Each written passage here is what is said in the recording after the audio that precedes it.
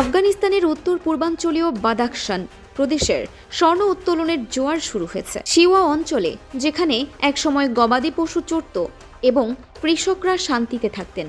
সেখানে দিন-রাত চলছে এক্সকাভেটরের খনন কাজ। দেশজুড়ে বিনিয়োগকারীদের জন্য হাজার হাজার শ্রমিক সোনা উত্তোলনে ব্যস্ত। তবে এই গোল্ড রাশ কিছু মানুষের জন্য আয়ের সুযোগ করলেও স্থানীয়দের জীবনে চরম বিপর্যয় ডেকে এনেছে। ৭৪ বছর বয়সী কৃষক মোহাম্মদ আমিন জানান, খননের কারণে নদীর পরিষ্কার পানি এখন আর ব্যবহারের উপযোগী নেই।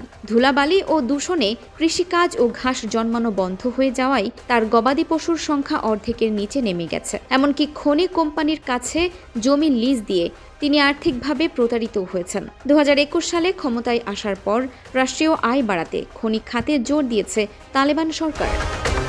বাদাখশানের খনি বিভাগের প্রধান আব্দুল মতিন রহিমজাই জানান, বর্তমানে প্রায় ৭০০টি নিবন্ধিত কোম্পানি সেখানে কাজ করছে। বিশ্বব্যাংকের মতে নতুন চুক্তির মাধ্যমে এই খাতে বার্ষিক ২৫ থেকে ৩০% প্রবৃদ্ধি হচ্ছে। দেশে কর্মসংস্থানের তীব্র অভাব থাকায় কাবুল ও জালালাবাদ থেকে অনেক মানুষ মাসে ১০ থেকে ২৫ হাজার আফগানি আয়ের আশায় খনিগুলোতে কাজ করতে আসছেন। খনি কোম্পানিগুলোকে প্রতি হেক্টর জমির জন্য মাসে ২০ গ্রাম সোনা বা সমপরিমাণ অর্থ কর দিতে হয়। গত বছর শুধু বাদাখশান থেকেই সরকার ১১২ কেজি স্বর্ণ ও রাজস্ব হিসেবে পেয়েছে। তবে ব্যাপক পরিবেশগত ক্ষতির কারণে ২২৫টি খনি সাইট বন্ধ করার নির্দেশ দিয়েছে কর্তৃপক্ষ। অতিরিক্ত খননের ফলে সৃষ্ট কাদামাটিতে অনেক জায়গায় সেতু, দোকানপাট ও স্কুল চাপা পড়ে ধ্বংসস্তূপে পরিণত হয়েছে।